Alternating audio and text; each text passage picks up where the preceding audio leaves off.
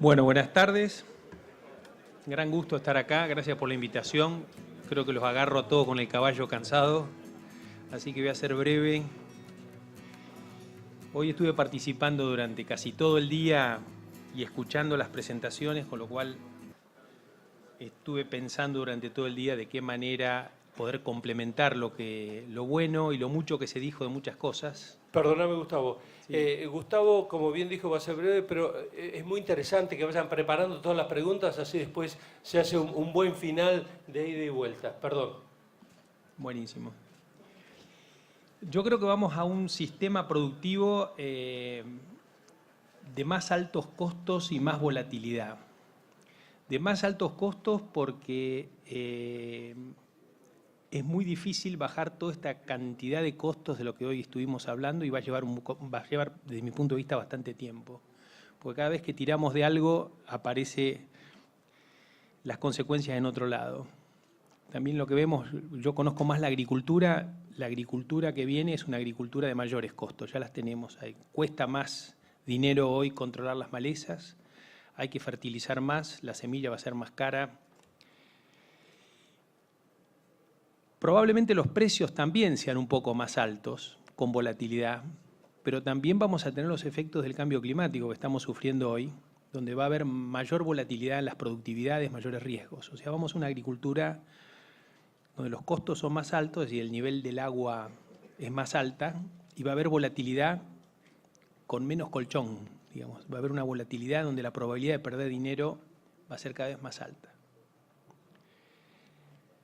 Sin embargo, hoy estamos viviendo de innovaciones tecnológicas que hicimos hace 20 o 25 años. No se han creado en los últimos años cosas nuevas, cosas disruptivas, como las fueron muchas de las cosas que se hicieron hace 20, 25 años, le hace la siembra directa, la biotecnología, la soja RR y demás. No hay grandes cosas nuevas que se hayan hecho. Hemos estado utilizando lo que desarrollamos o venimos desarrollando desde hace más de 25 años. Y la competitividad en este escenario de volatilidad y de probabilidad de perder dinero y de riesgos de sustentabilidad del sistema va a estar vinculado, desde mi punto de vista, con tres patas. Una tiene que ver con la innovación, otra tiene que ver con la integración y otra tiene que ver con la inclusión. Y agrego la inclusión porque lo que hemos aprendido en los últimos años es que si nuestro proyecto no es un proyecto que integra a las mayorías, no necesariamente dándole trabajo directo, pero sino también, digamos, si están arriba del barco esas mayorías, podemos ir más fácil que si están afuera, porque los problemas de competitividad se nos vienen desde distintos lugares, con distintas caras.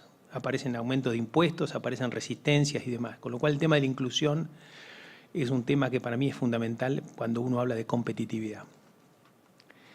Sobre el tema de innovación quiero contarles una anécdota que me sucedió hace algunos pocos meses. A mí me echan de la empresa en general porque les rompo mucho, entonces me dicen, ¿por qué no te vas? Y entonces me mandan a Estados Unidos, a Israel, no sé, a cualquier lado, y entonces me dedico a estudiar sistemas de innovación afuera. El último que estuve en el MIT con un inventor que se llama Ian Hunter, y que me recibe en su estudio y me da un aparato y me dice, esto inventé y es un inyector de semillas. Es un aparato que permite, como si fuera como un émbolo que inyecta las semillas. Y pienso que a lo mejor en el futuro es bueno que las semillas, en lugar de sembrarse arrastrando máquinas, se siembre inyectando. ¿Qué te parece? Digo, bueno, evidentemente si uno, en lugar de arrastrar una sembradora, puede inyectar, no necesitaría tractores, no necesitas tracción.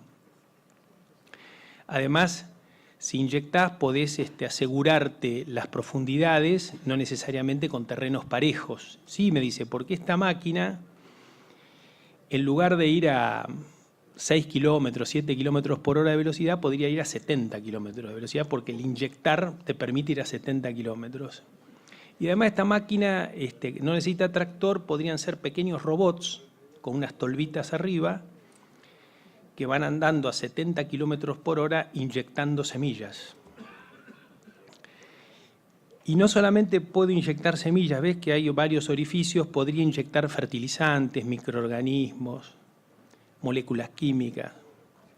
Y además esos robots podrían ser fabricados con impresoras 3D, es decir, que no necesitan ir a la fábrica. Vos podrías fabricarte tus propios robots, que no necesitan combustible, porque ves que tiene, me mostró unas ruedas con pilas que se cargan con energía solar. O sea, las enchufás a la noche a tu robot, energía solar, cargas, no necesitas combustible. Y yo me imaginaba el campo lleno de miles de tipos a 70 kilómetros por hora de estos aparatitos que van sembrando, que no necesitan tractores, que no necesitan, o sea, al carajo la metalmecánica, no necesitas tractorista, no necesitas estaciones de servicio porque no necesitas combustible. Además, esos robots los guías a través de sistemas de agricultura de precisión con GPS diciéndole dónde sembrás cada cosa y en qué lugar. Y le pregunto, ¿y cuánto cuesta esto? Me hace el número, yo hago mis números de cuánto me cuesta sembrar. Bueno, sale el 10% de lo que sale hoy una hectárea a sembrar. O sea, es 10 veces más barato el sistema. Entonces, frente a lo que escuché hoy, de las dificultades enormes que tenemos, y realmente agobiantes, ¿no?, de los impuestos que pagamos, de las dificultades de infraestructura y demás, me puse a pensar durante todo el día si en realidad una de las soluciones que tenemos para el tema de la competitividad no es salir del laberinto por arriba, como alguien dijo alguna vez. O sea, por ahí tenemos que pensar fuera de la caja sobre este tema. Obviamente, dar las luchas que hay que dar, pero en paralelo pensar si no hay una solución fuera de la caja. Y la solución fuera de la caja podría ser reconvertir nuestra industria metalmecánica a una industria de robots. Porque si nuestra industria metalmecánica sigue el paradigma de John Deere, seguramente nunca lo va a alcanzar. La industria metalmecánica tiene que jugar en una cancha distinta a la que juega John Deere. Y hablaba del transporte y escuchaba, y después me acordaba de una charla que tuve al lado en Uber, en realidad lo tuve en otro momento cuando fui a Silicon Valley. Si la solución a la baja de costo de transporte no pasa por la uberización del transporte de granos. Porque hoy un camión hace un 60-70% de falso flete. Con la uberización, con que bajemos del 70% de falso flete al 50% o al 40%, aumentaríamos muchísimo la eficiencia. Y eso no va contra los camioneros, al contrario, va a favor. O sea, no tendríamos una reacción como la que tuvieron los taxistas acá. Debería ser una causa abrazada por los gremios. Y después también visité otros lugares donde se trabaja con el concepto de Big Data y inteligencia artificial para gestionar campos. Vos en el campo y a través de la agricultura de precisión, de la procesación, del procesamiento de datos y demás, podés armar tu propia información sobre la respuesta de tu campo a determinadas tecnologías y medirla. Lo que antes hacíamos con los ensayos, comparativo de rendimiento, que nunca los podíamos medir, pero vos hoy sí podés medirlo automáticamente, con cosechadoras y con análisis de procesamiento de datos y demás, podés analizarlo. O sea que podrías hacer tu propio INTA dentro del campo, ¿no? Podrías crear tu propia información y a partir de tu propia información gestionar el conocimiento para hacer ajustes tecnológicos específicos a cada área de tu campo.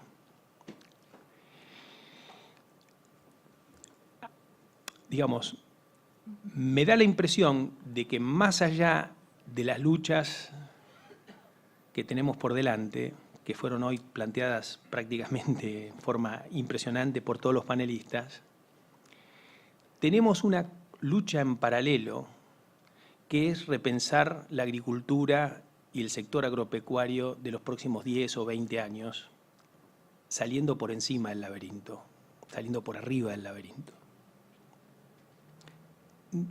Algunas cosas de ganadería donde estoy más alejado, pero por ejemplo, hoy hay alambrados eléctricos digitales. Es decir, hoy un chip le pones a los animales y vos a través de distintos sonidos lo guías para dónde querés que vaya. No tenés que poner más alambrados. Ni tenés que tener gente más que lo arría a la aguada, porque van solos a la aguada de acuerdo a cómo vos programes. Eso pone en producción zonas que por ahí eran difíciles de poner en producción.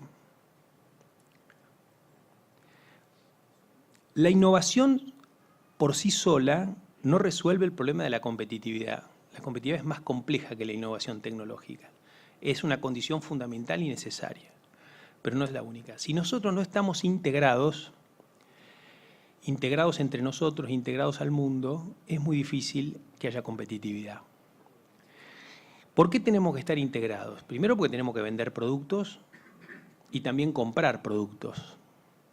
Pero también porque tenemos que acceder a flujos de capital y de conocimiento que vienen del mundo. Y nosotros también tenemos que tiene que ser un flujo de ida y vuelta.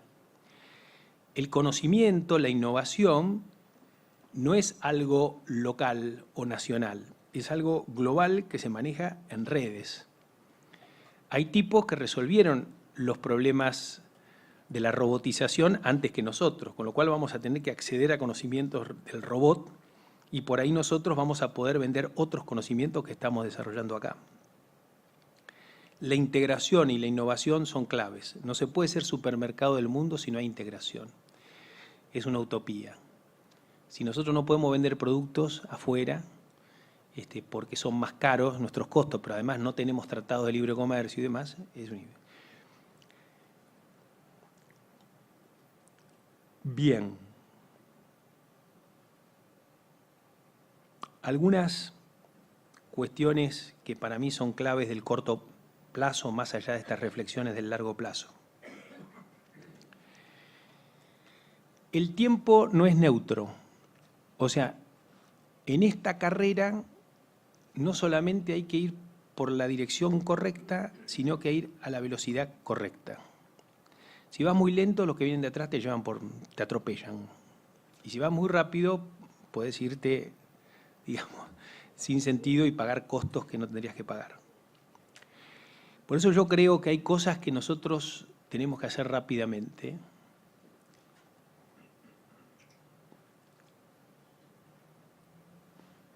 La ley de semillas es clave. La ley de semillas es clave. Y estoy hablando de la ley de semilla, que no estoy hablando de la negociación de quién paga y cuánto y cómo, digamos, que es otra negociación. Pero tener una ley, un marco jurídico que determine las reglas de juego para un negocio que se viene es clave. Y es clave porque vienen nuevas tecnologías, no de los transgénicos, ya los transgénicos es antiguo, de otros sistemas biotecnológicos tipo CRISPR y demás, que son tecnologías no transgénicas que probablemente sean mucho más aceptadas por la sociedad que los transgénicos que tardan tanto tiempo, pero que deberíamos nosotros poder utilizar esas tecnologías. Hay gente en los laboratorios en Argentina que están preparados, o sea que podría ser inclusive una tecnología con desarrollos nacionales. Mejorar la ley de arrendamientos es clave. El sistema argentino, donde se arrienda un porcentaje importante de la superficie que está en producción, tiene que mejorar esa situación porque no es posible aplicar tecnología si no hay estabilidad en los contratos. Los contratos tienen que durar 2, 3 años, pero no 1, porque eso le da estabilidad al productor, al que invierte comprando maquinarias, al que hace agricultura de precisión, al que hace la rotación y demás. Si nosotros buscamos un sistema que no tenga esa estructura, la ley de arrendamientos como está hoy con el contrato accidental es antitecnología y antiplanificación. Y eso va, en general, a achicar la torta. Después, cómo se distribuye la torta es otro tema, pero achica la torta. Nosotros tenemos que hacerla más grande y después discutir cómo la dividimos. El procesamiento de materias primas en origen es clave. Nosotros acabamos de hacer un trabajo para el gobierno, para el NOA, donde mostramos que el impacto que tiene el procesamiento de los granos y la transformación de los granos en proteína en el norte, en el NEA o en el NOA, es muchísimo más importante que lo que se ahorra por flete sobre ferrocarril. Y además es más rápido y es más barato y genera más puestos de trabajo. Acá vamos a hacer un trabajo donde el procesamiento de granos en origen, en el NOA, puede llegar a generar 40.000 puestos de trabajo más. 10% en el campo, 90% en la agroindustria.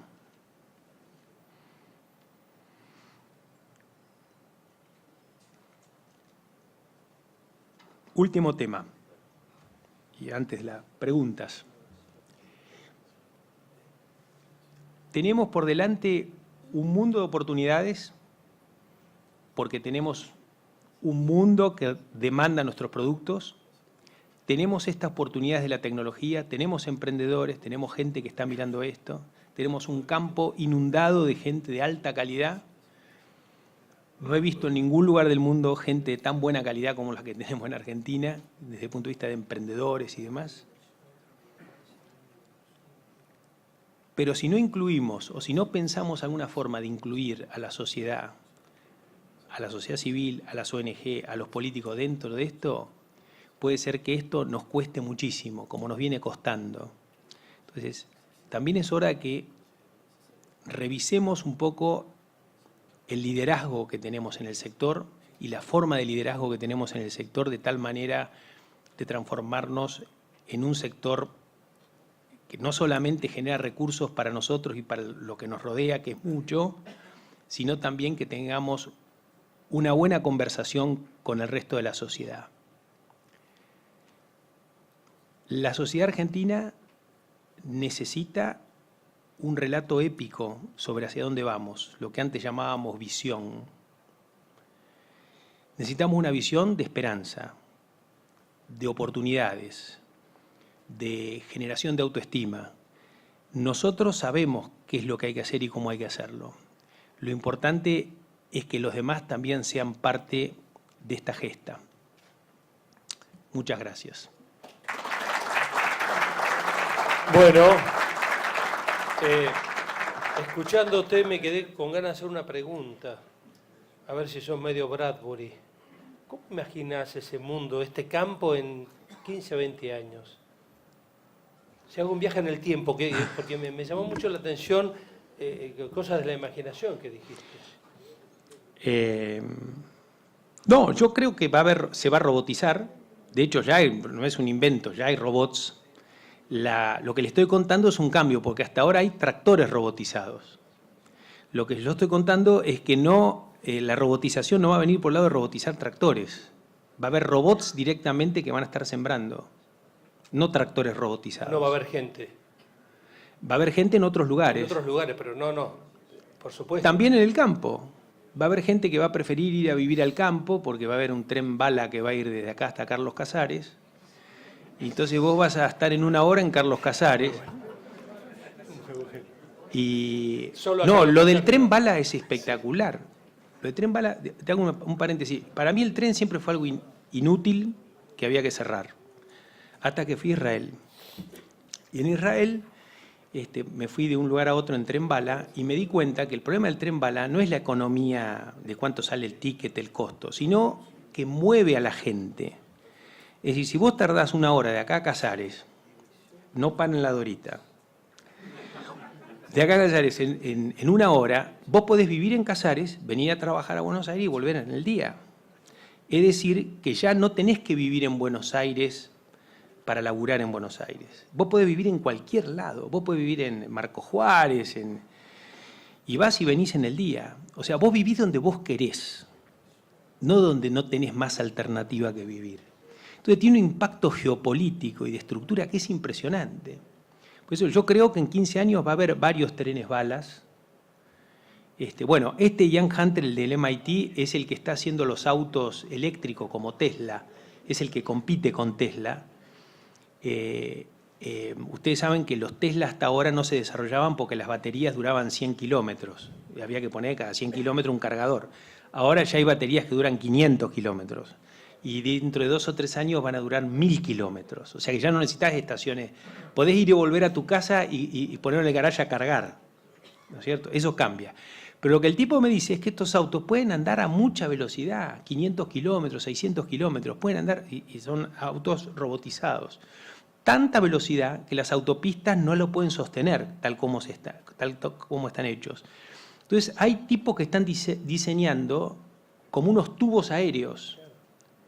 Y vos vas a ir en auto a mayor velocidad que el avión. Pero no es joda, ¿eh? No, yo sé, por eso te lo pregunté. No, bueno, vos me preguntás cómo lo veo, yo qué sé yo. No, ¿viste? por eso, no. Además yo creo que la visión no es importante por lo que es, sino por lo que logra.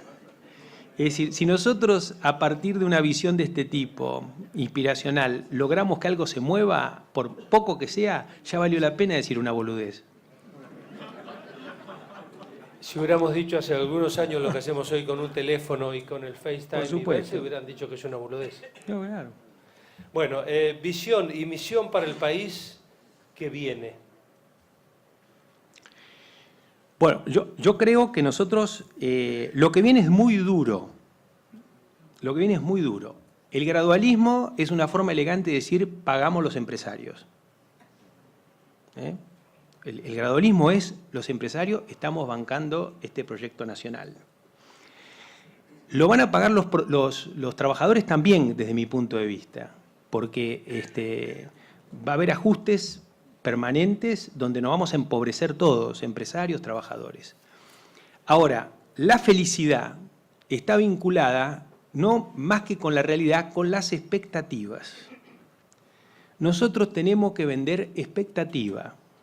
El gobierno esto todavía no lo entendió muy bien, o lo entendió parcialmente. Nosotros podemos pasar por el valle duro del gradualismo y el empobrecimiento si vamos hacia un futuro que nos estimule y nos entusiasme. Yo acabo de ver una película en el cine llamada Dunkerque, que es maravillosa. Y al final hay una arenga de Churchill, porque volvieron los ingleses derrotados de la guerra, hechos pomada. Pero el tipo, y venían con una tristeza los soldados, ¿no? Porque habían perdido, se sentían menos, era un desastre, una tristeza terrible. Churchill hizo un discurso en el Congreso diciendo que este había sido el primer paso hacia el triunfo. O sea, esa derrota había sido el primer paso hacia el triunfo. Y cambió el espíritu y los ingleses terminaron ganando la guerra. Bueno, nosotros necesitamos, ojalá que no pasemos por una guerra. Porque nosotros hoy, digamos, los países que pasaron una guerra tienen esta concepción del sacrificio colectivo. Nosotros no la pasamos y no tenemos esa cuestión, ejercicio del sacrificio colectivo. Nosotros tenemos el ejercicio del sálvese quien pueda. Entonces, ¿cómo lo veo? Lo veo un valle duro hacia una situación mejor. Pero, ojo, ¿no? Que a la gente hay que contarle bien hacia dónde vamos y cuáles son las expectativas y por qué vamos a triunfar. Si no le contamos eso y estamos en la gestión del día a día y en la encuesta y qué sé yo, me parece que nos va a costar más y va a poner en riesgo el camino que estamos iniciando. Bueno, ha gustado tu ejercicio de la futurología y te preguntan, ¿cómo ves la modernización en frutas, limones, hortalizas? Son cosas todas distintas, pero te digo lo que veo. O sea, en tema hortalizas en el mundo se van a sistemas de producción agrícola periurbanos que cuando uno va a La Matanza sueña con eso. O sea, te vas a La Matanza, al tercer cordón o lo que sea, y te imaginás esas ciudades nuevas de la China que son como especie de puertos maderos con sistemas frutihortícolas alrededor. Me parece que la frutihorticultura es una de las soluciones para los problemas de los conurbanos. Entonces, ahí me parece que tenemos que integrarnos más los del campo con los de la ciudad, creando estos ecosistemas mixtos. Hay sistemas que ya son competitivos en sí mismos, ¿no? La citricultura, los vinos, y hay otros que hay que probablemente hacer cambios estructurales para que sean competitivos a nivel global. En la línea de los cambios, ¿qué leyes consideras necesarias reglamentar para favorecer el marco tecnológico de este crecimiento? Las dos que dije son para mí claves y de corto plazo, que es la ley de semillas y la ley de arrendamientos. La ley de arrendamiento, quiero decir, para mí lo único que hay que hacer es prohibir el contrato accidental. Es un artículo que hay que tachar. El resto podemos zafar. Con eso resolvemos el 80% del problema. Innovación y más tecnología. ¿Cómo ensambla eso con inclusión y capacitación? Bueno, hoy el presidente firmó la reglamentación de la ley de biotecnología en la Casa Rosada. Argentina es un país que invierte muy poco en investigación y desarrollo. Y casi todo lo que se invierte lo hace el sector público, prácticamente nada el sector privado. Eso tiene que cambiar. Ahora, los empresarios no invertimos en investigación y desarrollo no porque seamos tontos. No invertimos porque en un país donde vos estás con riesgos permanentes de shocks, nadie piensa en el largo plazo, nadie se endeuda para ver qué pasa dentro de 15 años. En la medida que nosotros tengamos una visión clara del futuro, hacia dónde vamos, esa expectativa, va a haber más gente que va a invertir en investigación y desarrollo. Bueno, la última, ¿cómo evaluás el rol de los gremialistas del campo en un contexto de evolución de la producción agropecuaria? Bueno, yo creo que la primera cuestión, quiero decir, yo fui 8 años delegado en Carvap. O sea, Carvap y CRA es mi casa. Lo digo de corazón, no lo digo, no es una retórica. Tengo muchos amigos, tuve que decir las cosas, las dije, siempre las dije cuando estaba adentro, cuando estaba afuera, y son amigos, todos. Con lo cual lo digo desde adentro, no lo digo desde alguien que viene desde afuera.